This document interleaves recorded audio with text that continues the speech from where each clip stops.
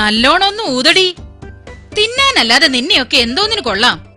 ഞാനായിരുന്നെങ്കിൽ ഒറ്റ ഊത്തിന് തീ കത്തിച്ചേനെ. അതിന് അമ്മച്ചി ഊതണമെന്നില്ല. അമ്മച്ചി സംസാരിക്കുന്നിടത്ത് തീയുണ്ടാവും. എടി, നീ ഇത്തിരി വെള്ളം കോരിക്കൊണ്ട് വന്നേ. ഞാൻ ആ പത്തായത്തിലിരിക്കുന്ന അരി എടുത്തോണ്ട് വരട്ടെ.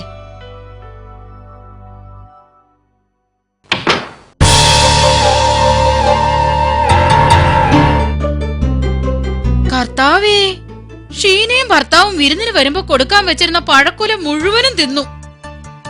ദേണ്ടേ, ഈ പിള്ളാരെ രണ്ടിനെ അങ്ങോട്ട് വിളിക്കുന്നുണ്ടോ? ഓ, അല്ലെങ്കിൽ എന്റെ തലയ്ക്കൊന്ന് ഭ്രാന്ത് പിടിക്കും. ബോബാ, ഇവിടെ വാടാ. മോളി, നീ വാടി. എന്താ എന്താ നടന്നത് പപ്പ? ഞാനൊന്നും അറിഞ്ഞില്ല. നിന്നെ എനിക്ക് അറിഞ്ഞൂടെ? നീ ആടി ഇതിന്റെ ഒക്കെ ആശാട്ടി. നിന്നെയൊക്കെ ഒരു പാഠം പഠിപ്പിക്കാൻ പറ്റുമെന്നും ഞാനൊന്ന് നോക്കട്ടെ. സയൻസിലെ പാഠം പഠിപ്പിച്ചാ മതി പപ്പ. അത് നാളെ ക്ലാസ്സിൽ ചോദിക്കും. രണ്ടുപേരും ആ മേശയുടെ അപ്പുറത്ത് ചെന്ന് മുട്ടുകുത്തി നിന്നോ.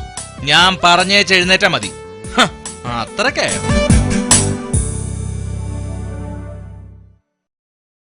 എനിക്ക് ഇത്തിരി ജോലിയുണ്ട് എന്ന് വെച്ച് രക്ഷപ്പെടാമെന്ന് കരുതണ്ട. എനിക്ക് അവിടെ ഇരുന്ന് നോക്കിയാ നിങ്ങളെ കാണാം. മുട്ടുകുത്തിയാണോ നിൽക്കുന്നതെന്ന് അവിടെ നിന്ന് നോക്കിയാൽ അറിയാം.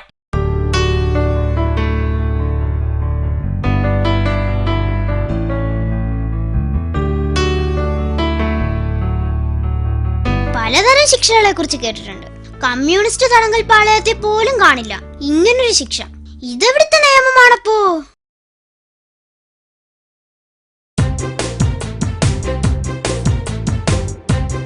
അല്ലേ, ഈ പിള്ളേരെ ഇങ്ങനെ നിർത്തിയേക്കുവാന്നോ? 2-3 മണിക്കൂറായില്ലേ? അവര് കുഞ്ഞുങ്ങളല്ലേ, മുട്ട തഴമ്പ് വീണ് കാണുമായിരിക്കും ഇപ്പൊ. കുഞ്ഞുങ്ങളാണേലും കയ്യിലിരിപ്പിന് കുറവൊന്നുമില്ലല്ലോ. ഞാൻ ഏതായാലും പിള്ളേരോട് തോൽക്കാൻ നിശ്ചയിച്ചിട്ടില്ല. 2 മണിക്കൂർ കൂടി അവിടെ നിൽക്കട്ടെ. ഇത്ര കണ്ണിച്ചോരയില്ലാതെ പെരുമാറുന്നത് നിയമത്തിന്റെ പുറത്താണോ? ഞങ്ങളും അത്ര പെട്ടെന്നൊന്നും തോറ്റു കൊടുക്കാൻ പോണില്ല. ഞങ്ങളും നിയമത്തിന്റെ പുറത്താ.